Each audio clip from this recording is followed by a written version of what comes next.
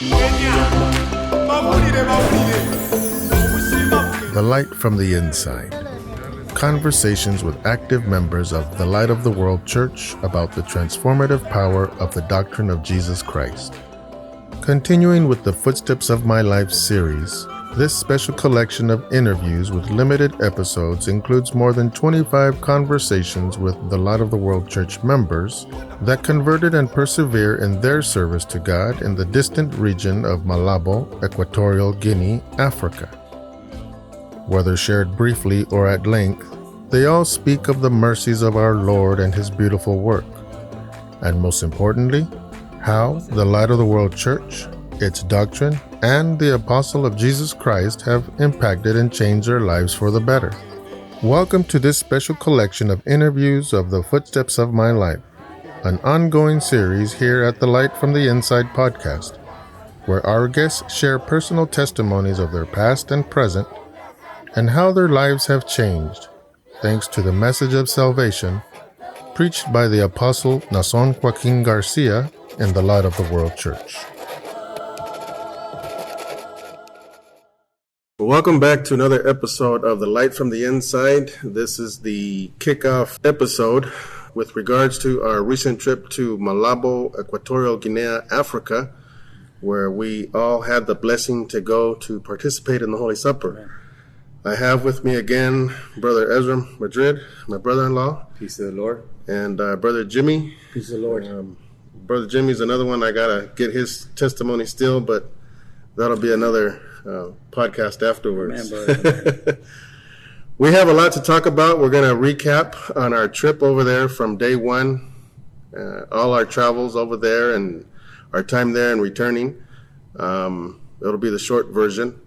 And after this episode, I'll be able to then release all the interviews that I did of the different brothers. Nice. About 30 of them. I got to interview. So not so long, but they're all beautiful in themselves. So I want to start with you two. You two traveled together, what was it, a couple days after me and my mom left? Yeah. We left on the first. And, it was the first. So... And then so the Apostle of the Lord's invitation came on what day? Do you remember? It was in a letter, I believe, when it was announced. Yeah, it was about 2 months prior to the actual date. And that was May. So I'm going to say it was like March, end of March. Okay. End of March, like March 14th or... I'm trying to remember if there was a special day that you got that letter. I don't think there was a special day. It was just the fact that we got one. Yeah. Okay.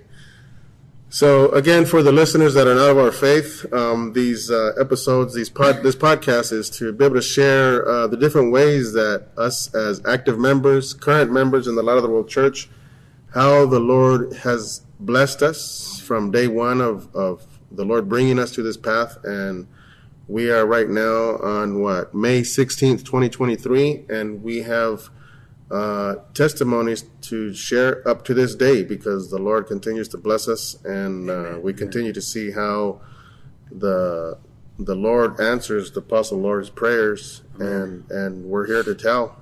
When did you brothers ever think we were going to be in Africa? I'm going to be honest with you, and I was talking about it with my wife.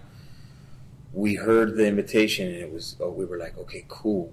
Then we heard something about, I don't know if it was rumors or how it got wind of Europe being one of the places we were supposed to be invited to. So I'm looking at her, she's looking at me, we're like, dude, we could do this. We're going to go to France, or we're going to go to Italy or something, So we're thinking all this fandango stuff. And we just got hit. It just happened. And it's crazy because it happened almost about a month? Maybe not even a month when we finally knew exactly when we were going. Yeah. And still, you were one of the last ones to jump on the train. Yeah, because I didn't have no means, man. In all reality, bro, I didn't know how I was going to do it. Yeah. It was crazy because when I heard that it was Africa, I was like, man, I want to be a part. Because they said the first ever, and you know how. Yeah. That that's headlines. You know what I mean? First, So for our faith, you know, that's a big deal. That's like Brother Jimmy reminded me. It's like breaking ground. You know? You're one of the first ones to put the shovel in the dirt. You know. Yeah. And so when I heard that, I was like, oh man! I just remember like that prayer. I was like, God, I would like to see that. You know, I would like to be a part of that. Just seemed impossible, though. Yeah, I didn't have no money. I didn't have my job. I was already struggling with my job. I had to keep the peace with them. I had no. I didn't even have a passport or any type of way to travel. Because if you remember my previous podcast, I was on parole. So most of my life that was me on parole. So I didn't have any need for a passport or anything. I never could see past the backyard, you know? And here I am getting ready to think that I'm going to Africa. Well, you had a lot of things against you. Yeah. Because, for one, you were new on your job. Yes. You've been there less than a year, right? Oh, yeah. Yeah. It's like 7-8 months tops. Financially Nothing. strapped. I'm in debt. Yeah, and then no passport. And it was pretty short notice there at the end, it seemed like. Yeah. Once you jumped on. Because I'm trying to think, how am I going to do this? And I'm having the conversation with my wife because I can't leave her out of it. And that's where we were struggling because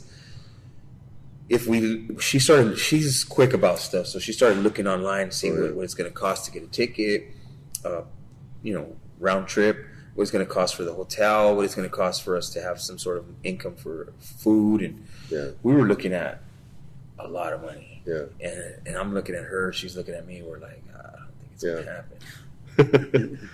And there you go for what man seems impossible. Yeah, impossible. Yes. Yeah, for God it's possible. Yes. And I can tell you impossibilities. Jimmy's proof. He won't let me lie, man. We had one roadblock after another. I'll let him get on that one. How did it go in your house, brother? It was similar to my brother. Like, I had no passport. I had no money. I just came back from vacation. Came back from vacation. I have 6-7 months work. Got a new job, and I just came back from vacation. I had to go. And when I heard the news that we had Holy Supper in Africa, I just remember praying, "Oh God, I want to go. Yeah, I just want to go. I want to go. Just cool. allow me to go." Yep. And cool. And yeah, brother, I asked permission. They're like, Jimmy just came back. You want to go again? And this is for a Holy Supper. And I explained to them, be like, okay, go ahead. Wow. And God provide. Yeah. Praise the Lord. Well, in my case, I think the listeners that follow remember that I said I recently lost my job. Yeah. I still am waiting, for the new one to arrive. But, so, I mean, when I heard that announcement and the invitation, it never, ever crossed my mind, I want to go. No, like hell, be realistic, Right. Yeah. And then my mom, she started hitting me up. I think it was a Sunday. Yeah, she was excited from the gate. She wanted to go. Now, she's what, May, June, July? She's 3 months away from turning 80. Yeah. 3 months away from 80, okay? And she was all gung-ho about going. She's all, do you want to go? I'm like, I'd love to go, but, I don't even have a job, And so it that was after the Sunday school. And then by the service, I forgot what I was doing here. And after the service, she says, well, I think we're outside cooking or something. No, we were right here. Dude, I remember you turn around. This guy turns around and tells me I'm going to Africa. I'm like, how? Well, she tells me pulling that off. She goes, well, if you want to go, I'll cover your costs. I'm like, are you sure? I was like, I don't feel right, putting that on you. She's like, I want to go, but I don't want to go myself, So I'm like, okay.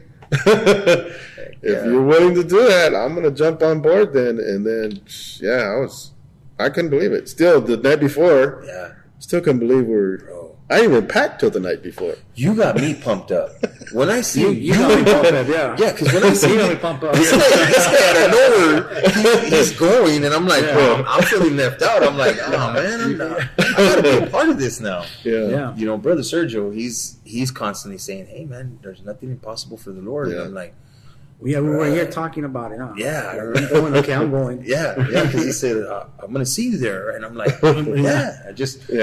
He said, in that moment, it was a blind faith. Yeah. You know, but deep inside, I had faith. I just didn't know how God was going to unravel it because, dude, my situation is just like Jimmy's. I'm fresh in the company. I've already missed a couple of times for other church events. My boss is already frustrated. You know, I don't know if it's with me or what the heck, but he's a real stern man. Yeah. And then I'm thinking, oh man, I'm going to ask him for. Well, your boss runs. So the listeners will know. Your boss runs a fleet of. I mean, how many crews are under his watch? There used to be 4 crews. Now there's 3.5, because part of that crew still runs.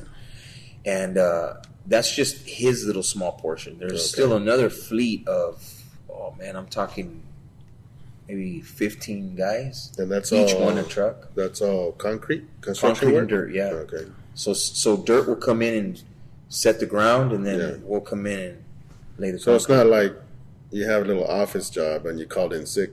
No. Today, you know? Well, that's the thing. Okay, this was another thing that made it difficult. That there was one driver was out. I was the only other driver at the time. They just got, because I started talking to him about I'm needing this time off. He's like, bro, like how?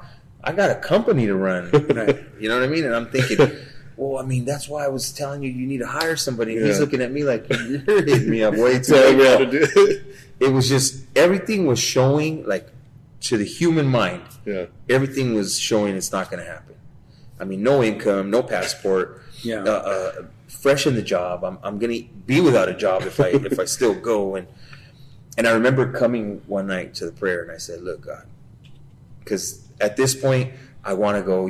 I already found out you were going. I'm like, so I tell the Lord, me and my wife were struggling. She's frustrated because she doesn't know how I'm going to pull it off. I don't even know how I'm going to pull it off. But I told her, babe, I want to go. I got to go. I got to be there. And I want you to try to be there with me. And we're trying to figure it out. I go to church that night, and I cry it out to God. I tell him, God, I don't know how it's going to happen. But I know if anybody can make it happen, you could. My brother-in-law was able to do this. And he only had a job. That's what I told him. You made it possible for him. Yeah. Do the same for me. Find a way. And instantly, when I got up from that prayer, I knew I had to go and tell my boss. Like, that was going to be the first step. Yeah.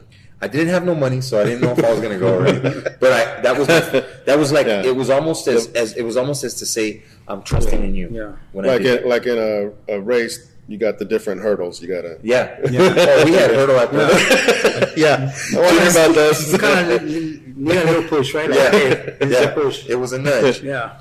And it went. I mean, one thing after, like, okay, so I went to church and asked him I knew I had to ask my boss. I went that day with the courage to go and hit him up. But when I got there, I was like, I can't do it. I got cold feet, right? So I come back, and that same night, I go to church, and I'm here.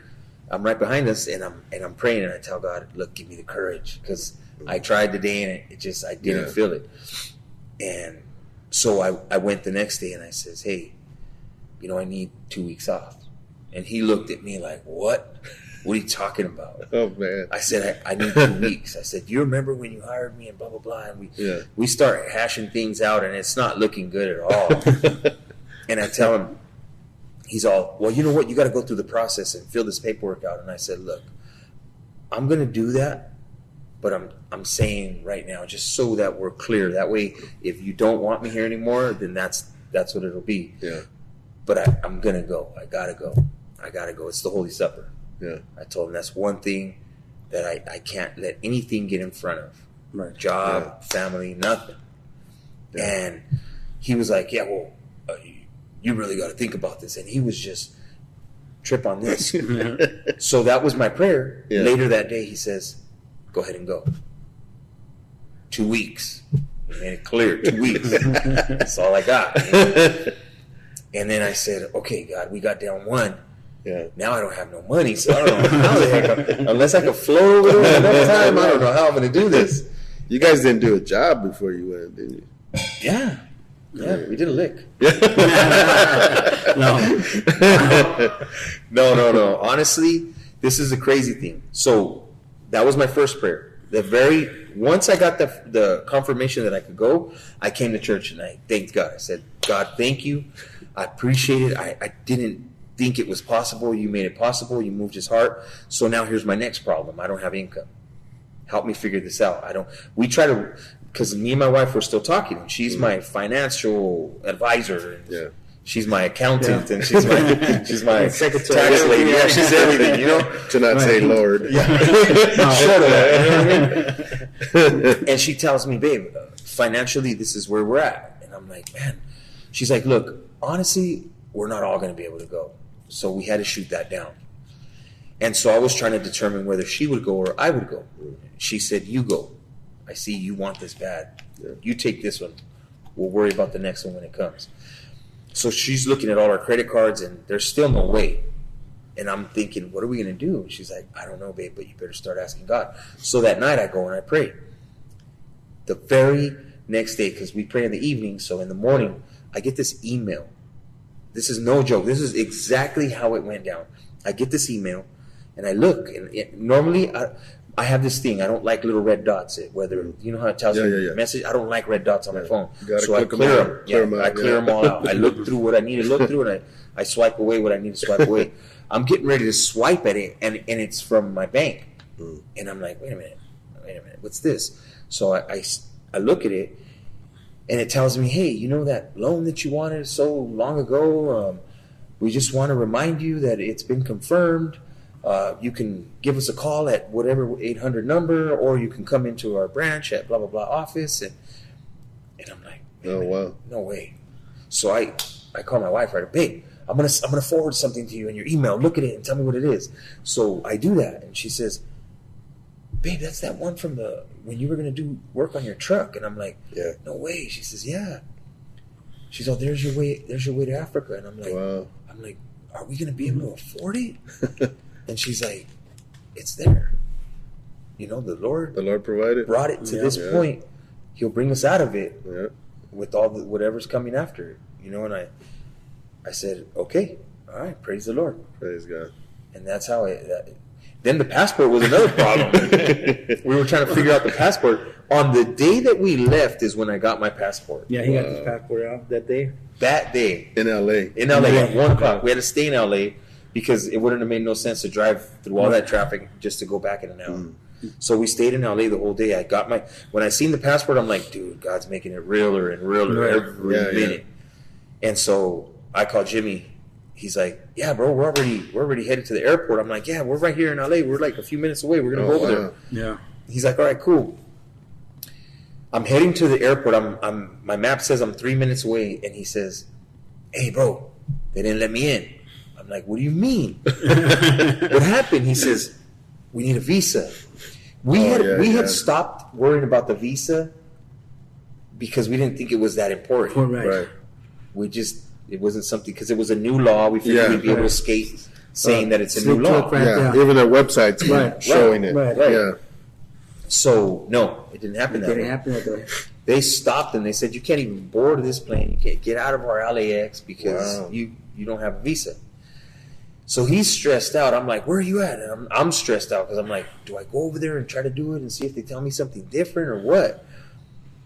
He's like, I'm over here by Office Depot. We're going to try and print this thing out, and we're filling it out right now online. So I tell my wife, let's get over there. We get over there. We're in the parking lot. Him, his family, me, my family. We're on our phones trying to do. Actually, not us. My wife, the wife's on the phone doing all the. Okay, are you referring to the letter that they prepared for us from over there? No, we're referring to the visa application. Oh, okay. Yeah, yes. So we're filling out the visa application online. Oh, okay. Yeah. We already have all that paperwork, but we're filling out online the visa, the actual visa. And all the documents you got to include we included with it. So what we were doing was trying to get into Office Depot because they do printing. Because we needed to print it out so that we could show it to the airport. That way they could get us through. Right. It's closing. Office Depot's closing at 8 o'clock. Yeah, it's 7:55, 7:55, yeah. 7:53. By the time we're done, it's 8:05. No joke. The reason I remember is because he's from 805. Yeah, I'm like, get off my number, right? And I'm like, dude, it's 8:05. Jimmy's like, oh, I'm having trouble with the picture. I'm telling my wife, where are we at, babe? Where are we at? She's like, I'm gonna run in there. I'll finish it up when I get in there, just so that they keep the door open. I'm like, cool. So she shoots in. I tell Jimmy, hey, hurry up, bro. I'm going to try to keep the door open as well. So I go in right after her, like a minute after her. And then we're getting all the stuff printed out.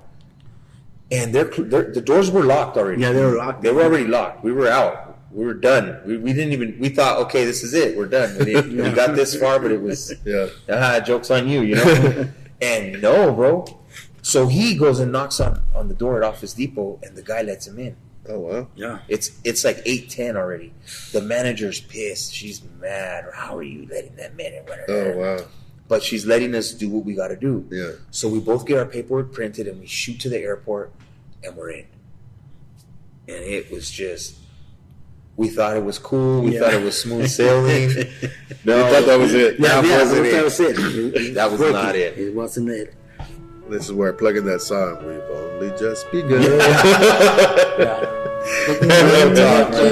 got there 5 hours early though to the airport. Yeah. So like I'm not sure to figure this thing out. Yeah. And I got there and they're like, nope. And the lady told me you need a transit visa. Yeah. Get a transit just $50. Get the traffic visa.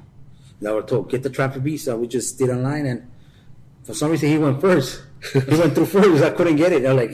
Oh my lord! I'm not going because of that picture. Remember the picture? passport picture? I couldn't get my picture down. It was too many pixels. Yeah, it was too large. Because we were having that same problem. So what we ended up doing was getting a picture of the copy of our passport because that's less. It's not so clear. Yeah. And then it let it go through, and I told him just get a picture of the passport copy, and that's how we ended up getting the paperwork. But that was the beginning of our troubles, man. And to say the beginning means like, what did you go through? Well, yeah, see, I'm letting you guys do all the talking because from our end, we didn't have any problem at all whatsoever. Yeah, I would have loved I think we were the only ones that got the visa because it was, like you said, it was the law that they passed. But even the sister over there, Sister Marta, the minister's wife, she said, because she was the one, matter of fact, I'll put it up here. She was the one... They were really fighting for us, for our case over there. I remember that, bro. I remember that one. Oh, Lord, do I remember. So, this Sister Martha here, and so they were on the receiving end. There was another brother, Brother Pastor. He was writing us letters to the consulate, I think, to help us process that. Oh, okay. But everything... My mom and I were probably the only ones that actually got a visa from here because, again, I don't have a job, so I was at home all day. I had time to sit on the computer and do all that, right? Where everyone else was off in their jobs and everything, So I had time to get all the documents and work with my mom, and we had a overnight them to Washington. Because you got to send your passport. That's what was scary. We had to send our passports. So I was like, Brother Leo's on it. He's on it. Yeah, and I was trying to do it too because I knew everyone was busy, and I was trying to get all the information to make it available for everyone. Yeah.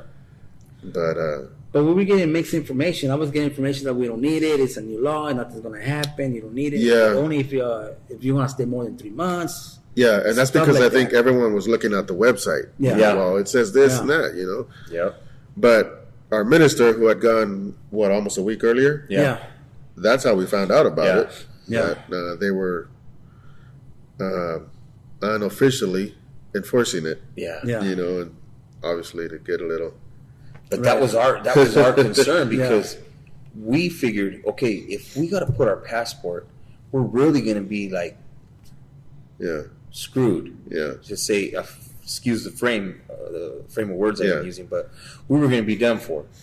Because if we would have turned in our passports, we didn't get it back in enough time, and the day came where our ticket was up, we would have had to chalk it up as a loss. Yeah. Right. Okay. He got his passport Monday, the same day we left. I barely got my passport Monday. How are we going to possibly do that? You know what I mean? Yeah. There was no possible way as far as like humanly to get it done. So we just said, look, I looked at him, he looked at me, he says, faith, bro, let's do it. Let's do it. Yeah. And we jumped on the plane and we got out. Yeah. And we got stuck in Ethiopia. Yeah. That was where I heard there was a special dish that you had. Tell him, Jimmy. I know you're going to say.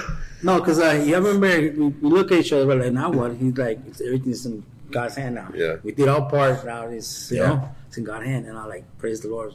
Thank you, brother. I needed that. I needed a push because I was about to give up, my brother. It's afflicting. It's afflicting. Because I put on my days off, right? I asked my work that okay, it's on this day to this day, but then I had to go to get my passport on a Thursday, so that was not even part of my day off. So I had to go to Thursday. Then they told me come back tomorrow to pick up your passport. Like, oh my Lord, I had to come back the following day. Just provoking the boss. Yeah. So I had to call in. I'm not gonna show up tomorrow. Rattling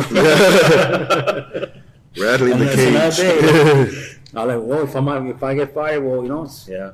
But that's okay. So that about jobs and bosses, that's something in the church we've dealt with for years. Going to Guadalajara. Yep. Right. And sometimes we have lost our jobs. Yeah. You know, I'm one of those who, like many, who lost their jobs, but you go with that faith, right? Knowing what's most important, not to miss. You know, the Holy Supper, and we come back, and the Lord blesses us. Right. You know, it's always sure, man. In my part, I haven't taken the Holy Supper for 2-3 years, literally. Physically, huh? Physically. Yeah. I know they went to Phoenix, Arizona, right? The choir. The choir. You were. That's right. I wasn't part of the choir at the time. Oh, okay. So I didn't went. So I was like, I want to go this time. Lord, I'm gonna go, and God provide. Yeah, He did. Praise the Lord. God provide. Well, it was so beautiful. I mean, we've only gotten off to the flight over there. We haven't said nothing about Africa yet, but that's because of everything that, like, bro, when he didn't go in, and I was like, okay, if they didn't let him in, I'm not getting in. Like, I was devastated. Yeah. Because we just paid. I mean, the tickets weren't cheap. Yeah. The hotel, we paid the hotel. We paid the tickets. We paid pretty much everything. And this is coming from money that I didn't even have to begin with. And I'm sitting there like, oh man, like just crushed. Yeah. I probably felt like you did. Yeah. Like just we lost all opportunity, all chances, you know.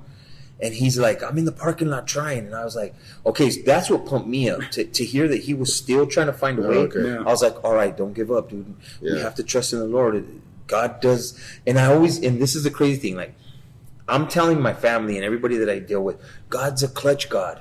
And they're like, what do you mean? Well, yeah, he always waits for like the final 2 seconds and he shoots and the buzzer rings and it lands and you're like, we won. That's God.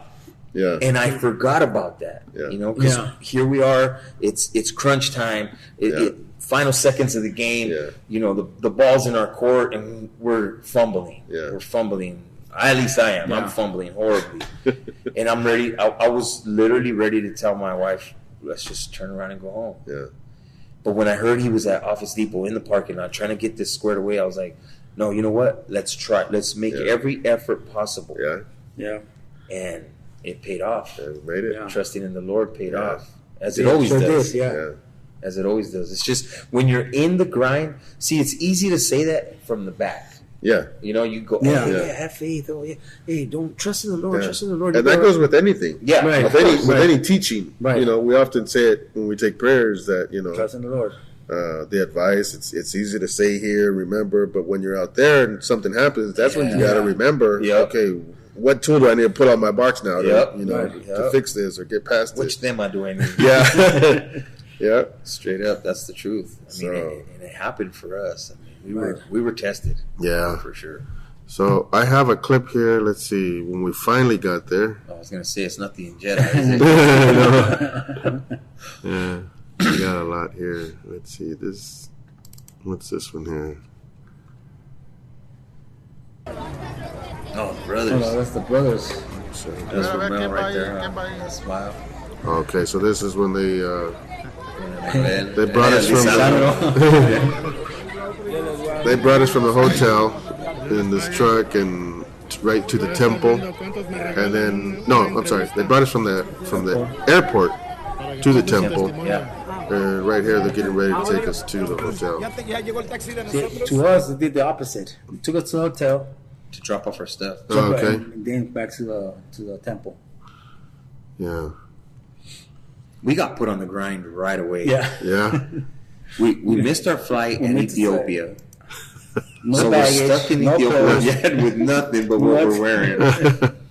So we get into this hotel, and it's this big old giant fancy hotel, and we're thinking, wow, this is great. And then I'm looking at him like, this ain't great, man. You guys are sending pictures to our group chat about all the cool stuff you're doing. And then we're looking at each other like, we're stuck right here, man. Nothing's going on in Ethiopia. Nothing.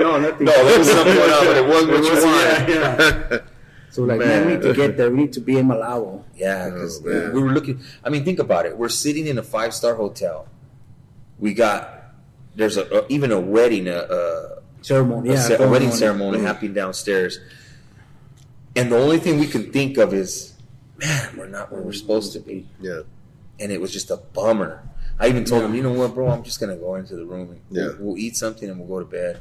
And he's like, I mean, there's really nothing else we could do. Just go to bed and 2 hours, we'll come back and eat dinner. So we thought. Yeah. But we crashed for... I stayed out. It reminds me of when we used to go by car years ago to Guadalajara. And someone in the caravan would have car problems, and sometimes we'd stay in the hotel or whatever. Right.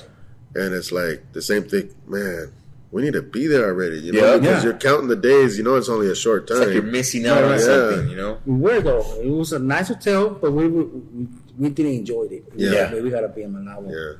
That was our thing. We got to be in Malawi. That's what we saw you all happy. Yeah. Aquí estamos tú y yo. ¿Cómo te llamas? Mikey, okay. Ya va a terminar tu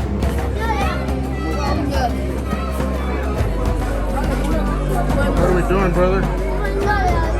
What was that? What are we doing? Showing the pictures of the United States and my kids. The lifestyles.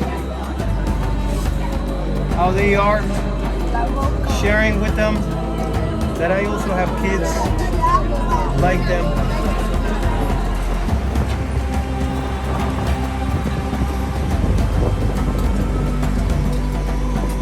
¿Soya qué es, hermano?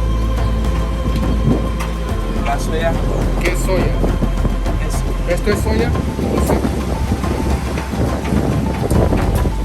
Aquí lo llaman soya. Soya.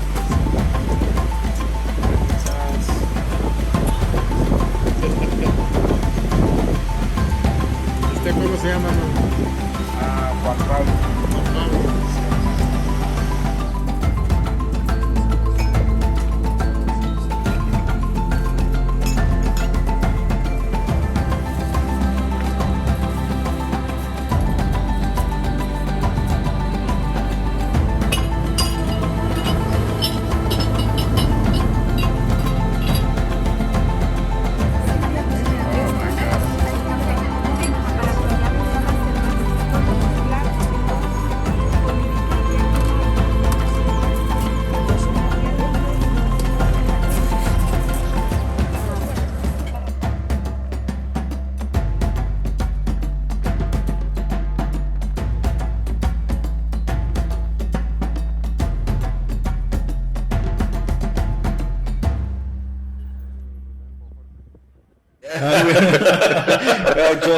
Joy. He was showing me the picture, like, man. I'm like, look at this guy. Yeah. Well, I mean, we all experience it. We're looking at this image here of this is the day of the bienvenida, the welcoming. Yeah. Oh, yeah. And man, talk about a church on fire. Yep. Yes. All the brethren there, from the back to the front, left to the right. Beautiful. It's so beautiful. Man. So, and then you got the blessing to represent Redlands, was it? Yes. Yeah. I couldn't believe it. And I'm starting to think that only because you have recording skills, you didn't get called to represent. I don't know. They probably saw me a little bit too wet. I started sweating as soon as I got there and didn't stop till I returned. That was us all the way through. Yeah. All the dirty clothes were wet. We got back and wet. It was hot. Yeah. It was hot over there, but you know what? It didn't matter considering what we were enjoying. Just a reflection of the spiritual, I guess. Yeah, for real. I remember it, man. Going over there, you know, you want to think that you're motivating your brothers and sisters. Yes. Yeah. And in a way, we did. You know, unexpectedly we did. But when I got there, because, you know, Brother Sergio kept telling us, for our viewers, Brother Sergio is our minister here at Redlands. But he keeps telling me, you got to see the faith. Their faith is... Oh, Yeah. It's something that is just... It needs to be given testimony. Yeah. Sergio, some words to our brothers in Redlands. Redlands, we miss you, brothers. Wish you were all here. God's perfect work is so beautiful, so amazing here. Not only the grown-ups, brothers, but the children. It's amazing to see how they rejoice when they sing, when they pray, brothers. It's something out of this world. And hopefully through this video, you can captivate, you know, the smiles, the joy in the Church of Malabo. God has blessed it abundantly. And we thank the Lord, and we thank mainly the apostle of the Lord Jesus Christ for allowing us this beautiful blessing to be part of my brethren and witness God's beautiful work. God bless you, my brothers, and we'll be there soon, God willing, in the name of the Lord Jesus Christ. God bless you. So I'm anxious to see this faith, you know. We get there and we see it from day one. Just all these brothers and sisters excited And happy. the love. Big The time. faith and the love. Yeah. It showed me that, wow. Even spiritually, because look, a lot of people say, oh, well, you guys are the church and you guys are supposed to be like higher than thou. And that's not really the case. We're human like anybody else. Yeah. We got spoiled.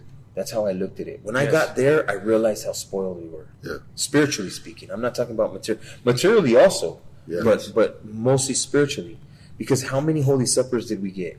Yeah. Right. And how many times did we take that for granted? At least speaking for myself, I could say, oh, well, you know what? There's going to be Holy Suppers. Sometimes we had Holy Suppers twice in a year. Yeah. Right. Yeah.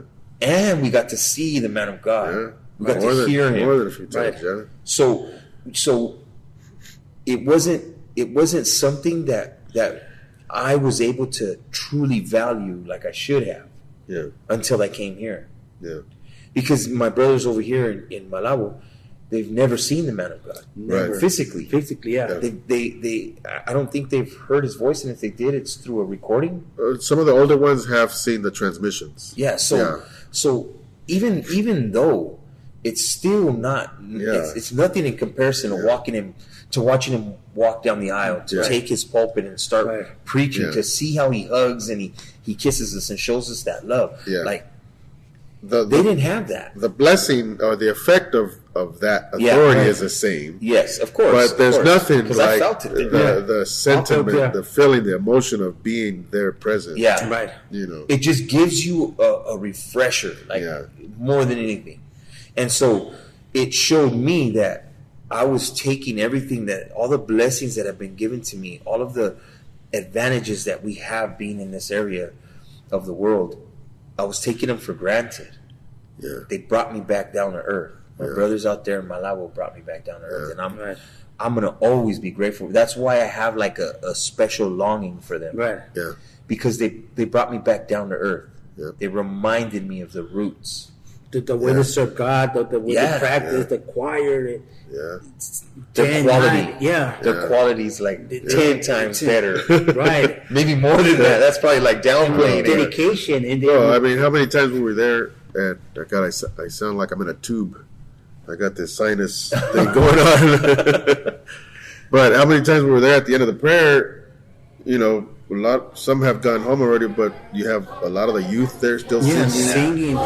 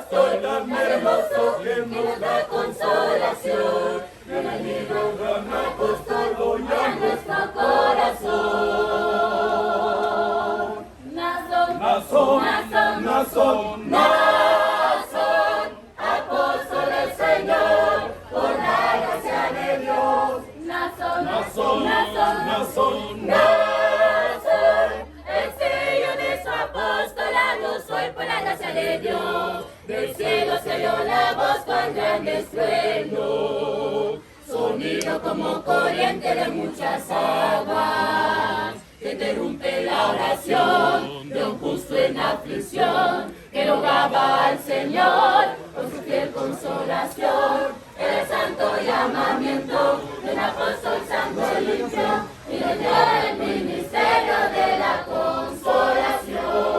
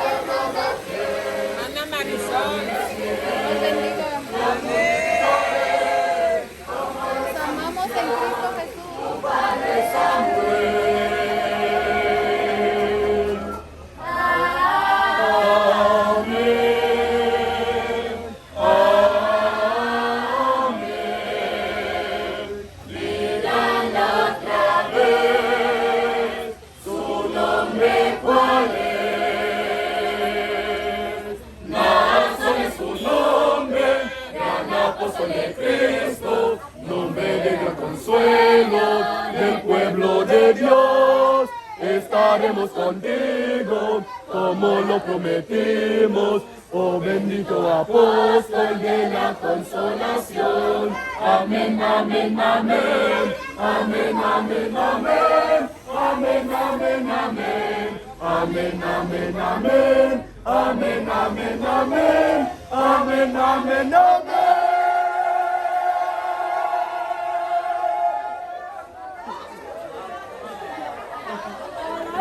La gloria del Señor.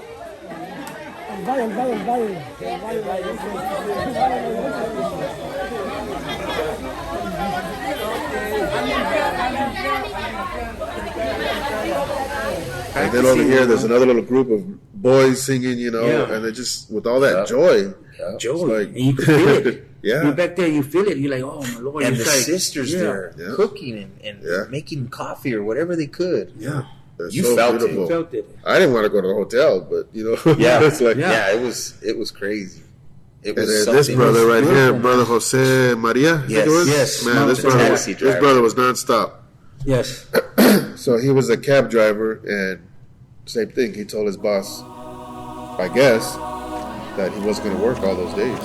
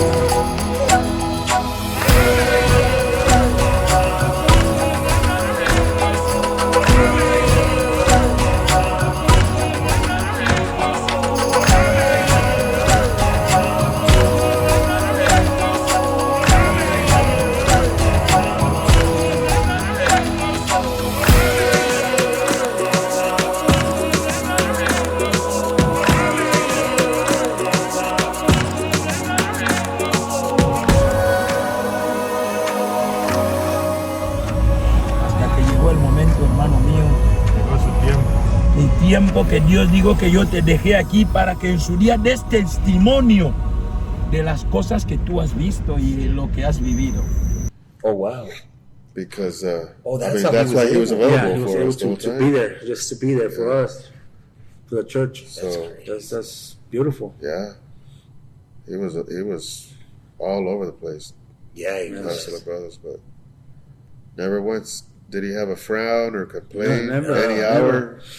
The last night, some of the songs I've already published them from the choir. Yeah. I was there the last night before we had to return home, and I was the last one there because after I was getting some last minute interviews, and by the time I picked up all my gear, even all the battalion members, everyone was gone. I think I was the last one to close the door, and it was all dark. But I called him, and he showed right up real fast. Took me to the hotel, Well, believe it or not, I just got in the taxi, and I'm being dropped off or taken to the hotel. Just at Lake here recording interviews, choirs. Finally on my way home. But yeah, beautiful blessing. So this is the welcoming here. Welcoming. I don't know if the sound's coming out, but can't hear it right now. That's Brother Pastor. Yeah, right. Later on, we had you two weren't there, but we had the blessing to go to his house, and I guess the first baptismal font was built at his home. Oh, really? Wow. When Brother Sammy Gray was there with the first, I think it was 50 battalion members, and they built it at his house. It was still there, so we got to see it. And I got some pictures of that too. That's a brother from Berea, got to represent, and there comes Lancaster, right? Brother Esrom, My brother Esrom right there. representing what was it, Redlands? Redlands. Okay. Redlands. Church of Redlands. But all these brothers, man, they all have beautiful testimonies. Beautiful, but harsh.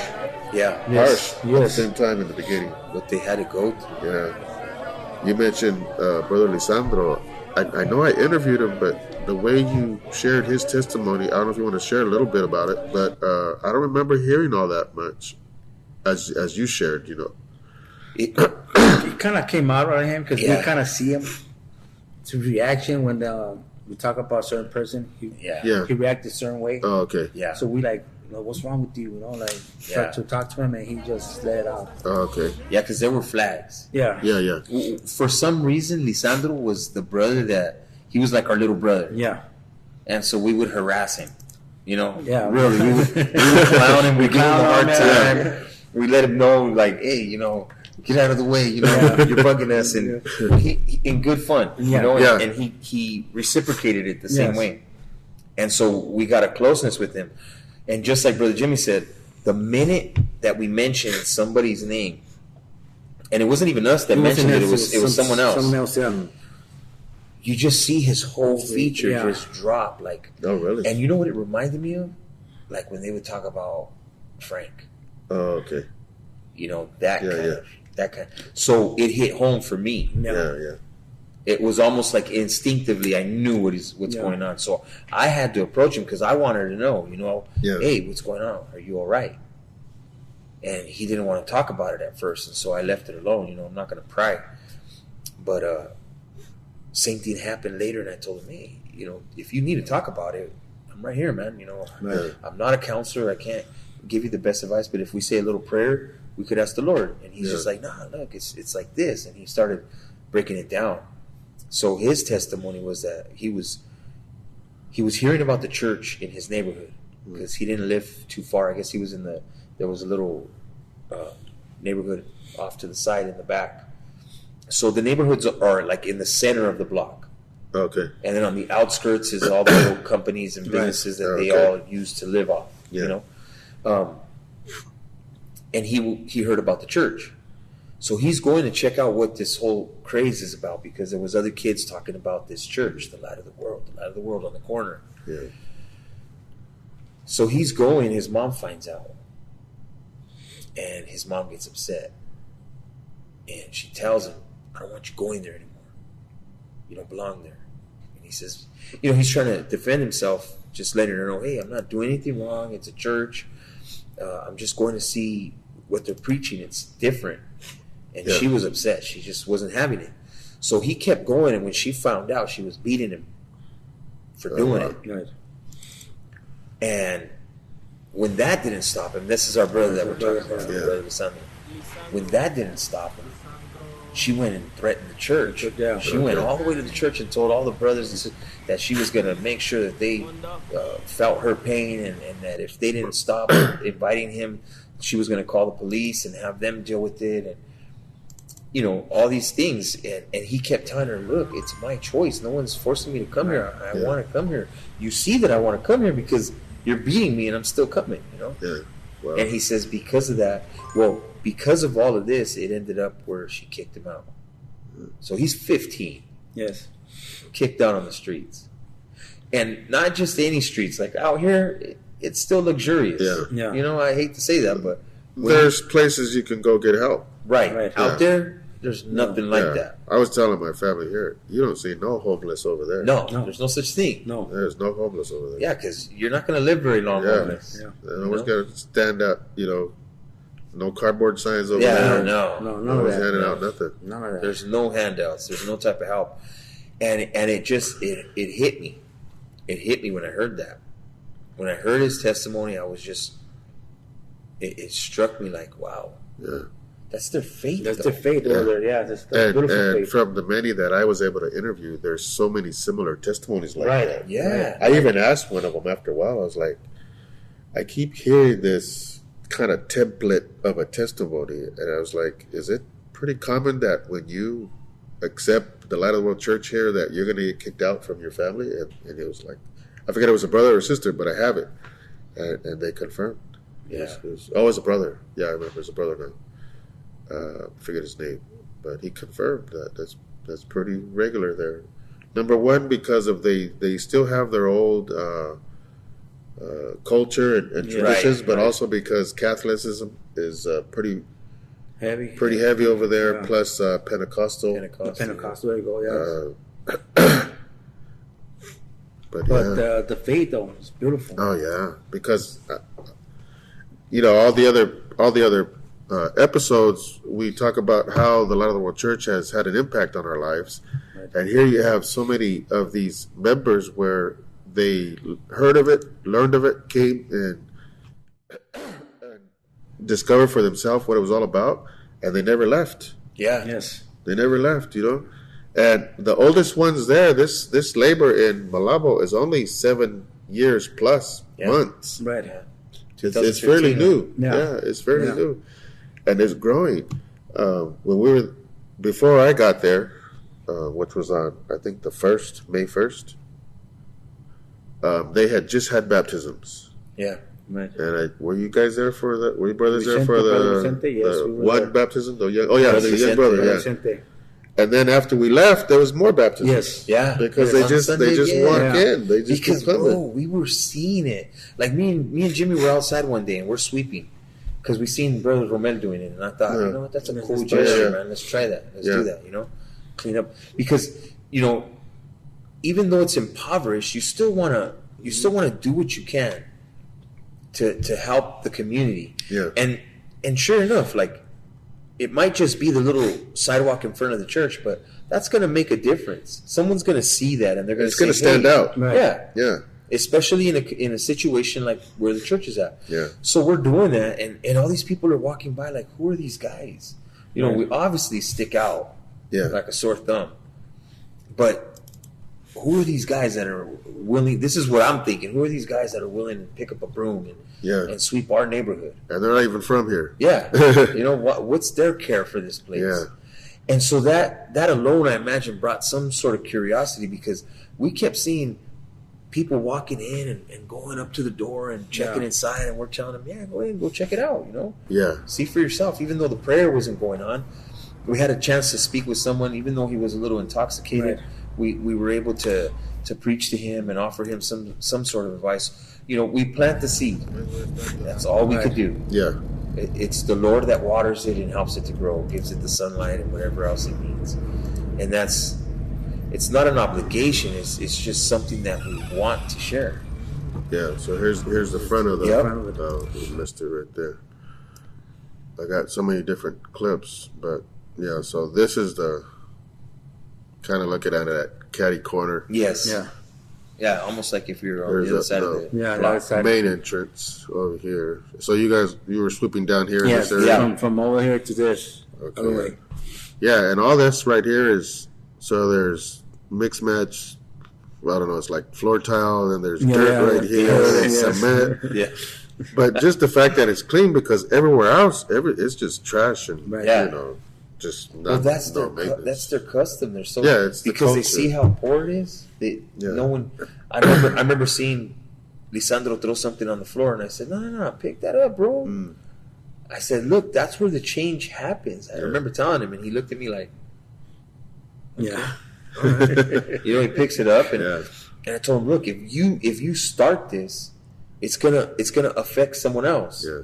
And then it's going to be two of you doing this. And then each one of you is going to affect someone else. And that's how it happens. Yeah. That's how change begins. Yeah. Yeah. Beautiful. Yeah, beautiful. And then I got some, let's see, the preparations. So I got B-roll from the kitchen, preparations, banner stands. We were all helping here. Whoa. Oh, yeah. Oh, so see all these clips I got. Basically, I gave my camera to one of the little boys there. I was like, "Come here, you're gonna be my cameraman." He was eating. He was actually eating. He had a bread and some water. Yeah, he was grubbing, and you killed his whole little. No, I told him, "You're gonna help me." I said, "But finish eating first." So he finished it, and I know he didn't finish eating, but he was excited to help. Yeah, he came like right after that. I seen him. He was like, "I'm the cameraman." Yeah. And so I told him, I go, "Here, you hold it here, and just, count to," I think I told him, like, count to 20 and turn it off and go somewhere else and do it again, Yep. And I went to check on him after a while, and, I looked at a few, and they looked good, but he was, like, panning real fast. I was like, okay, you got to go slow, go slow. And he did it. So he recorded all these. But let's see, I don't want to show myself. But any one of these shows all the work we were doing, and this was one of the hottest days. Yeah. Oh my gosh, it was one of the hottest days. I remember. I think I was dying right here, right? I was like, I can't do it no more. Right. Yeah, I was like, yeah. Yeah, I was like, I can't do it no more. That was the day that we came straight from. Straight. I was like, I can't do it. Let me just sit down. Here we have Brother Romel. He's from Palm Springs. Yeah. This is one of the. I don't know if he's a battalion member, but He was actually a battalion member at Malabo. Yeah, he was there before. For 4 years. But he's still in the labor, right? I believe so. I Yes. yeah. I believe so. Yeah. Okay, this is another battalion member. This was Brother Marcos. Marcos. Yep. Marcos, right. Who else? There's Brother Jimmy back there. Back here is Brother. Who was that? Let's see. I forget this brother's name. Brother Hector. Hector, yeah. Hector. Yeah, he was Brother nonstop also. Brother Hector. Yeah. But I was thinking of going back to the hotel. I was Here's another battalion member. Exact. Yeah. I recorded his interview, just a real quick one, and we were all done. I'm going to turn it off, and it was not even on. I'm like, oh my god. My daughter Vasti gets me for that all the time. She's all, "Bah, you gotta check that." But yeah, all of these. You want to know what's cool about that? They're just showing that right now. Uh-huh. So That's here we Brother are. Zamora, one of the ministers. Oh yeah. Yep. Helping out. Whoa, look at that. Something happened there. Yeah. But you can see I'm just drenched. Yep. Yeah. Too bad it didn't reduce anything on me, but Man. other than strength. Yeah, we didn't stop sweating over there, man. But this was one of the hottest days. I remember that day we were working, trying to get 10 banner signs. Banner signs, Yeah. And it's crazy because in the Holy Supper, we were blessed with a letter of the Apostle of Jesus Christ. Mm. And in it, he talks about Joshua and how he told the church to walk around. Oh yeah. To walk around the walls of Jericho. Jericho. 7 times, and that he would give them the victory. And this is something that the servant of God was talking about, right? Right. I kid you not, bro. It just, I felt it, because it was almost as if he was talking about us. Because if you look at the type of tools and the type of stuff that we were using, right, we didn't have what we needed. Right. We were very, very limited as to what we were able to use to build the decorations and some of the props and some of the things that. Well, they were using a little grinder to cut the wood. Remember that? Yeah, we were using plates for stands on the flags. Yeah, I remember that. Right. Yeah. The saw was kind of crooked. We were cutting with a crooked saw, and it was just a blade upside down plastic plate with a plywood donut for support. Down, and that was the base of the flag plate. It was mad. So I'm remembering this, like when the servant of God is talking about that in his letter, how they were just farmers and they were simple people, but they won that victory. I remembered us. Yeah. We were using crude tools. These are good tools, and I think they got those afterwards. But if you see in some of the videos, I don't know, you should have it. There's like literally just a blade. Yeah. It's like the kind that go in a Sawzall. Yeah. But it was even using that handsaw, we had to cut. I mean, I don't want to say we, because I didn't cut nothing. Yeah, we cut them. There was tons of them. I was marking them, but there was tons of those. Yeah. And that wood was wet. Yeah. It was wet and hard. Yeah. It was a mission. Yeah. To say the least, it was a mission. Yeah, here's some of the tools over here. And the battery only lasted for like an hour, and then you're done. You know, you got to go back to the drawing board. Yeah. But that was, when you look at the pictures, I'm sure you'll show them later on, of the Holy Supper. Yes. Yeah. You almost don't realize or recognize the crude materials. You wouldn't imagine what it took to make those. Yeah, because it looks beautiful. Yeah. It looks right. Man, it looks righteous. And that's the thing too. I mean, even in that, the Lord gives grace. You know. Yeah. From the humblest, poorest, means, what the grace He gives the brothers to make something beautiful out of it. You know. Here we got some B-roll of the rain. That rain, when it rained. Oh yeah. Yeah, we had just missed it. Yeah. Yeah, because we were there. Look, you got to remember, when we got off the airplane, we were met with customs, and they pulled us into their room for 3-4 hours. You guys were there for a while too. Yeah. And then when we finally got out, we were escorted to the hotel to drop off our luggage. And we were thinking, okay, cool, we're here. But the sister's like, well, we're going to go to the terreno, so you can go with us. And I'm like, the terreno's a church. Oh, yeah. And I'm like, oh, my gosh. Okay, yeah, no, all right. So we get there, and we were put to work right away. Like instantly. You know what I mean? Well, you guys were well rested anyways. You had all that time in Ethiopia. Yeah. I'm sure they were the 5-star hotel. Bro, we were there. We were working nonstop. We got everything pretty much squared away, and they were like, okay, yeah, we're gonna chill for a minute. So I said, okay, cool. I checked, made sure with the brother everything's good. We kind of want to shower. Yeah. He's like, yeah, go for it. So we shot out, and we just missed this rain. We heard you guys got stuck under it for a while. But you know what? A couple times that it came down like that, it was nice and cool. And they got alitas. We missed that. We missed alitas. We sure did. Yeah, see, now this is something, even this is a testimony, because I guess the battalion members are not, whatever visa they have or permission they have, they're not allowed to get a job there to help That's crazy, the labor, right? Yeah. So this wing sale, they call them soya. Oh, really? Soya?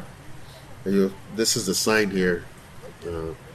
You'll see it there on another angle, but... soya wings? Yeah, so I guess from whatever sales they get from that, it looks like nothing. But they get enough sales to, unless the Lord provides from that, Yeah. It's definitely crazy to see. Matter of fact, today I'm praying. I took the service this evening, but I'm praying after everything's said and done, and I'm thinking, man, like, just how in everything you could see the love of the apostle. Yeah. Amen. You could see his work. Yeah. I hadn't. It's crazy because we live in this, and you should know it, and we say it so many times. So for me to be amazed at it, it's like, for how long was I missing the point? You know what I mean? Yeah. Thinking that I had the point. That's why we grow too. It's not just because you're a part of this that you know everything.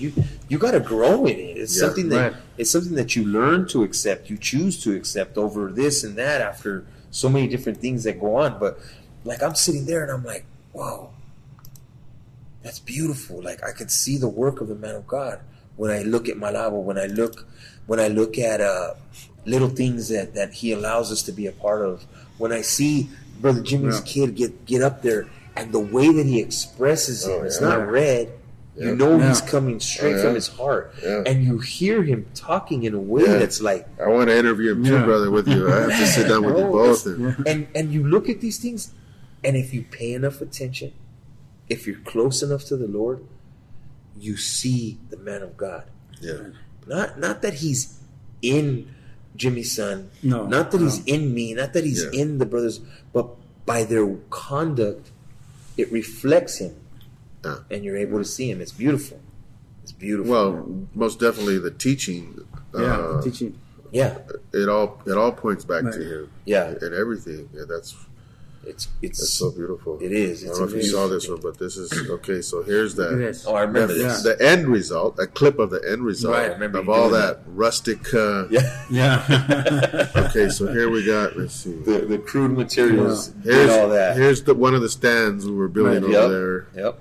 The other one's on the other side. The other side. Here's that big thing they were painting. Yeah. In the back, right? Yep. And then what else? Oh, this barrel. The barrel. I have that up close too. I have to get it later, but the flags, nice. The flags. Oh, the flags. Yeah. Yeah. And then there's a flame on the top of that. On the top of that thing. The projector's covering it. Oh, okay. But it's a flame that they designed as well that had colors of the lettering right here at the men. Oh yeah, that's right. Last minute lettering that we had to do. Yeah, it was beautiful. It came out beautiful. So for all of the members there, this was their very first time participating. Right. Some had never even seen it in a transmission, so they didn't know what to expect. Matter of fact, the day before,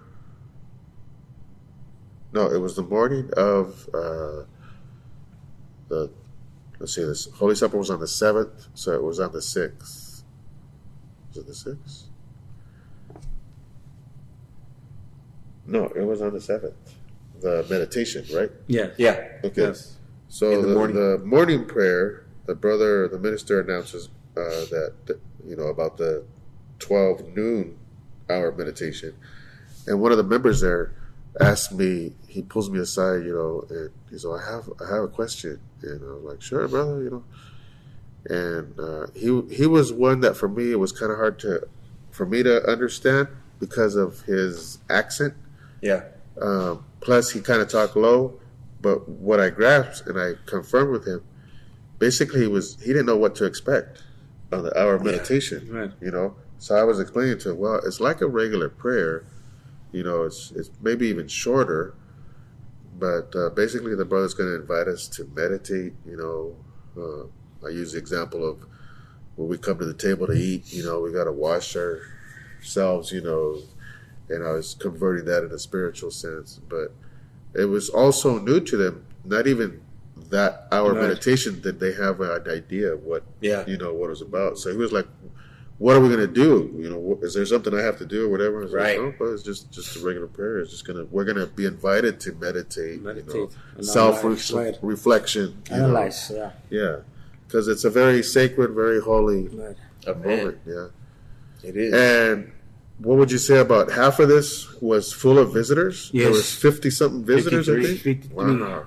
53 visitors. One less than the Son of the Lord's birthday on that same day.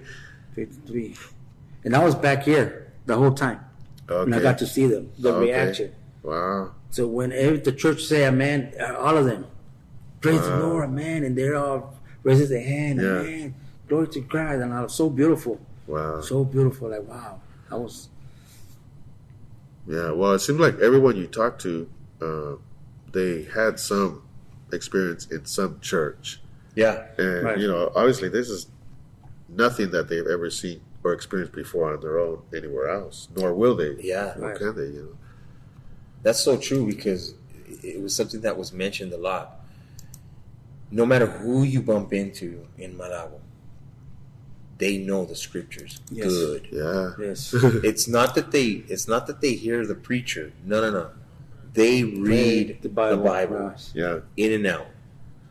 Yeah. Because they can quote, this guy did this story of that, and it was like this, and you're looking at them and you're like, how do they know so much? Yeah. You know, and they almost put us to shame. Yeah. In the sense that they're very well versed. Yeah.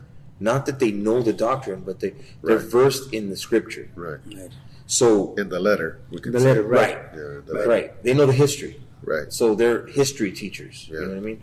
Now, explaining the history is different. Yeah. You know, because obviously you need the authority to be able to explain it to you. Yeah.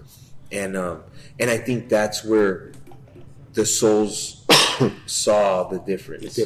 Yeah. It wasn't something that was just read off of a book and repeated, because there's a difference between something being repeated and something being explained. Yeah.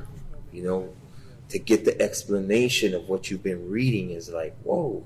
Yeah. Plus once there's understanding, then there's feeling. Yeah, that's what I mean. So. It comes in hand. And these kids were there. I couldn't understand how all the energy they got. If I'm not mistaken, this brother here in the suit was my cameraman. Yeah. It was. I forget his name. Santos. Yeah. Santos. Oh, man. You interviewed them? Yeah, I tried, but cool. They were distracted. They didn't really have much to say, you know, but the shot was nice. But I mean, this whole list here, these are all the brothers INT means interviewed, you know. Yeah. So all of these I got to interview. Nice. That's a lot. And so after this episode, these will be the ones I'll be focusing on to edit and get them released. Yeah. I want to put them out there as they were recorded, most of them in Spanish, and then circle back and do an English translation of them, you know, because they're all beautiful. They all give testament of how the church has impacted their lives, you know. Yeah. It's not just us here in the States, and it's the same over there. The format, the doctrine, everything. It's like we always tell the listeners, you know, wherever you are, look for the Light of the World Church closest to you, and just come in and visit, you know, without any obligation, and discover for yourself instead of hearing from second, third hand, you know, opinions and thoughts about who we are, what we do or believe in. Come see for yourself, you know. Yeah. That's the best way to do it. Yes. Yeah. It really is. I mean, you could hear a whole bunch of stuff. Yeah. But if you really want to know, go to the source. Yeah. Right. Come and visit. So that's a lot of interviews. There's a lot to share, and I pray the Lord will give me life and the ability to get these out there. We did the greeting. I'm looking for the saludo. Here it is. Maybe we'll close with this one. Saludo? Yeah. Oh, my nose, my sinuses are killing me. So allergies or just sinus? I have like congestion, but I'm like, nope, I'm not going to let that stop me. I'll sound like a clown for a day. That's more than a day. This one, I saw this one when I filmed it, and I'm like, oh, this is my closing shot right here. Oh, yes. Right here, the choir singing. As they're marching on. What's the song? Remember the song?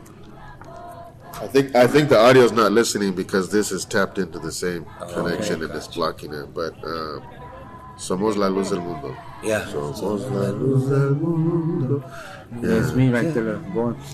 Now this is at There we go. This is at the beach, and Brother Lisandro with you. Yes. Yeah, he stuck close to us. Yeah. He did. So we went here to say the greeting to the Apostle of the Lord. Yes, I remember that. But it was beautiful. I gotta shoot you my pictures, man. I keep saying I will. Yeah. As soon as I get plug a bit. There's some of the members. That way you have more options. Beautiful dresses, the sisters wearing. Yes. You know what's crazy is that one of the taxi drivers made mention of that. What's that? So every time I took this off of Brother Josh. Josh is the battalion member that we were talking about. Yeah. I admired that he made the opportunity. He didn't wait for the opportunity. He created the opportunity to share the gospel, to invite them. He didn't just share the gospel and say goodbye. He made it a point to know their name, to invite them, to let them know that they're considered. And so I seen that and I followed suit. Okay. So everywhere I went, every taxi I got into, every person I bumped into, every chance that was presented, I took advantage of it in sharing, the Light of the World Church, and it's located right here. This is our prayer services at this time. Come see for yourself. One of the taxi drivers is like, I know the church you're talking about. Yeah. He says, I've seen it all the time. I just haven't gone over there, but I've always wanted to check it out. I said, well, what's stopping you? He says, I don't know. But he made mention, he's all, your church is the one with all the sisters that wear those beautiful dresses. Oh, wow. And I told him, and I'm sitting there like, yeah, that's us. He's all, I have to say, I admire just that one point. I admire that. Yes. He says, because it shows the beauty of a woman. Yeah. And I stopped. Even though technically it's showing less right. of a woman. Right. Because the modesty is what makes the woman. Yeah. Right. Her conduct, her way, it's not what she shows, and this is what we learn. This is the stuff that we're taught. Yeah. In the world, it's how much can you see before you can check it all out, And pretty much in these days you see it. There's really nothing left for you to wonder. Well, not to talk bad about any other church, but most all the other churches, it's however you feel like dressing. There's really no dress code. Yeah, true. Shorts. But in the Light of the World Church that goes by, the teachings that the Lord Jesus Christ established, they're still here. They're still in existence. Yeah, right. Yeah, we see it. And the Lord God said Himself, have in most high respect and reverence my sanctuary. Yeah. A matter of fact, this is at the beach here. There was another. I don't know if it was a beach or a lake that we went to the day we were leaving. But there was a visitor there, and let's see if I can find it real quick. Oh, the Parque Nacional. No, this was beach after that. Playa de Sipopo. Yeah. So I interviewed. This might have been the last interview I did. There was a sister there. Oh, it's in a separate. Maybe she's in here. Okay, so that one right there in the red, she's a visitor. Okay? I think she's only been visiting for a week. I wouldn't be surprised if she's the one that got baptized.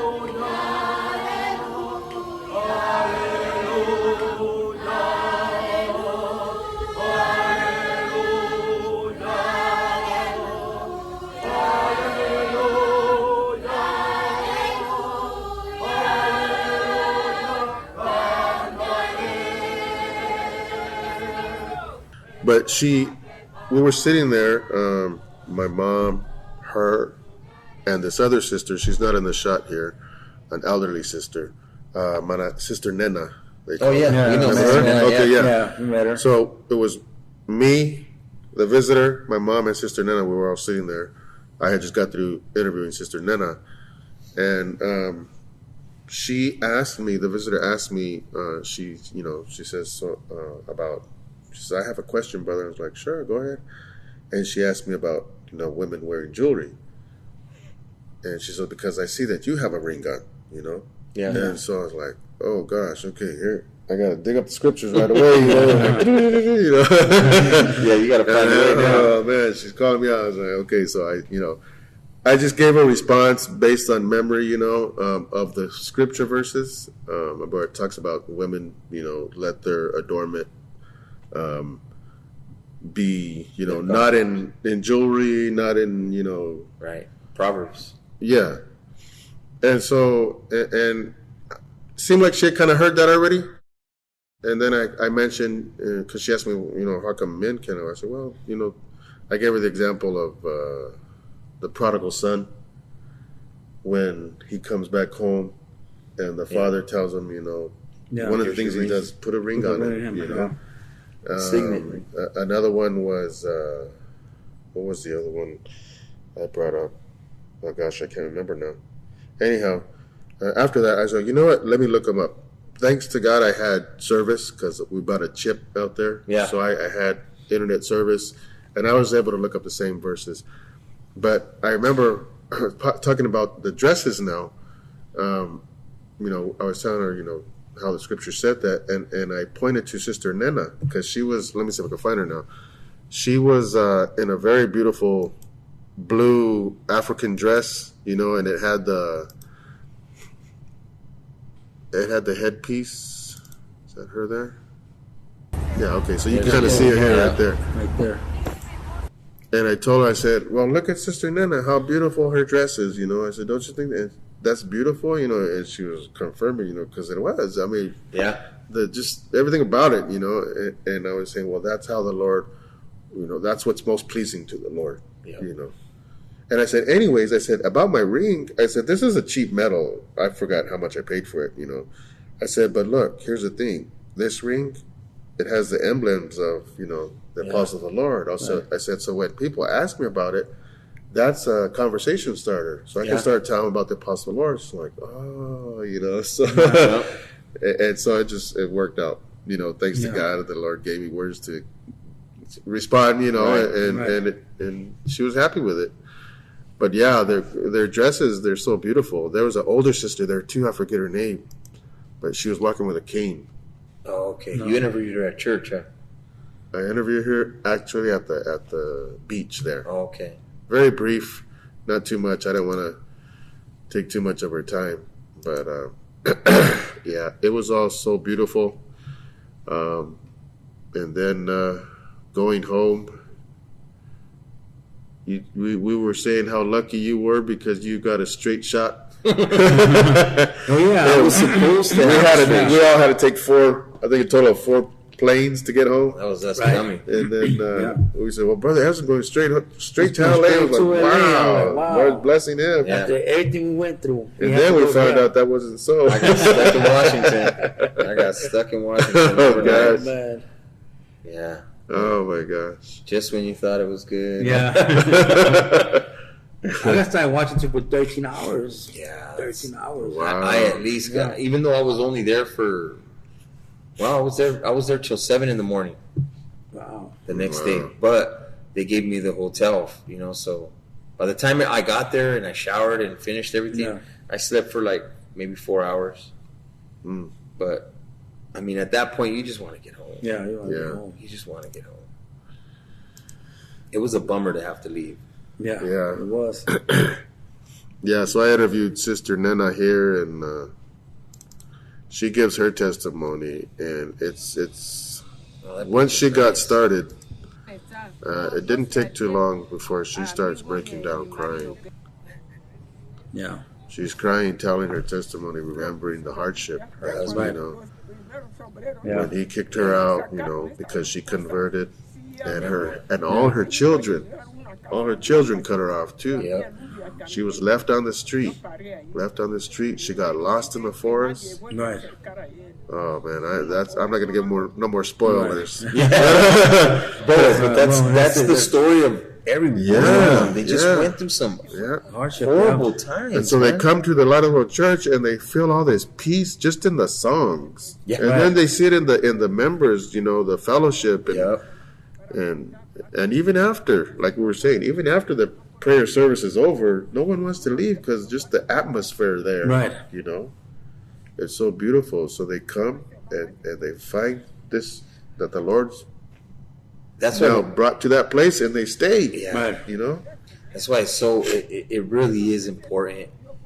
Like, okay, the word on the mainstream is we're fanatics. Mm-hmm.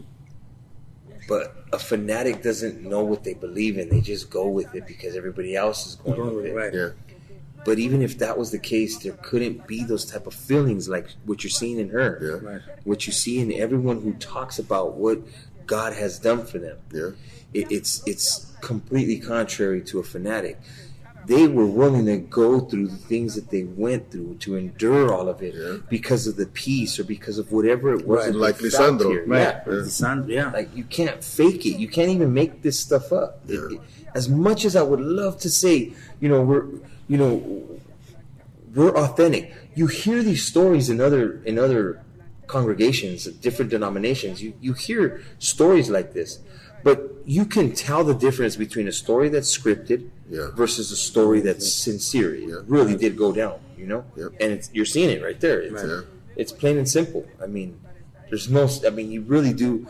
If you have any questions, if you don't believe, if you're going with all the flow that's going on in the mainstream, and you really want to get down to the bottom of it, don't hear us. Don't. As many testimonies as you see that will prove the truth, don't even go with that. Come to a temple. Find out the truth. I mean, they say, I think that a lot of people are worried that if they come in, they're going to get stuck. You know what I mean? Become a part of this crazy cult like they're saying we are. Yeah. But come on. If they come in with an open heart and mind and open ears, they will get stuck. By your own choice. Because there's nowhere else you can find the peace that, even the Lord Jesus Christ, he said, my peace is not like the world's. Right. And my peace is a true peace. Very, very true. And you don't even know what that means until you've been fortunate enough to discover it. Yeah. Yeah, very true, man. Very, very true. Beautiful. Well, God pay you, brothers, for taking the time to introduce this collection of interviews that I'm going to be able to release now after this one. Yeah, and I'm it's excited. kind of a recap on the whole experience. Right. But we just talk about LAX. We still went through Chicago, Ethiopia, and the Jeddah. Man, there's still a lot more to go, but we'll catch on another. We'll catch up in that. Thanks to, I don't know, maybe the Lord was considerate because my mom, towards the end, she was just exhausted. Those last couple of days, they were really hot. And I think those I seen her going through really it drained her towards the end. But still, I mean, at 79, almost 80, still it's pulling it off. Gosh, I can't believe it. Yeah, it's crazy, man. Definitely. Thanks to God, the Lord allowed us that beautiful blessing. Really miss our brothers. We need to bring this to an end, but you already have desire to go back. Yes, with the help of God, bro. We'll have to. There's a project. There's a project that's on the table, and with the help of God, we're gonna do this. We're gonna go That's back. good. Same way helped us get there. When as you get closer and it becomes more realistic, for lack of a better word, maybe this is a place to share it, and maybe get some more support. For sure, for sure. So that's our hope. Yeah. Well, again, God pay you. To our listeners, again, we're 365 days a year in our temples. Yeah, man. The doors are open. Come anytime and visit us. Pardon my congestion. But yes, everyone is welcome. Come as you are, as they say, and come discover for yourself what the Light of the World Church has to offer. The doctrine, it's different. It's very different. You won't find nowhere else like it, even though we're using the same Bible. Yeah. And that's the thing. there's something key about that. How is it that we have something so much different? If we all have the same Bible, there's something there. What it is, that. Yeah.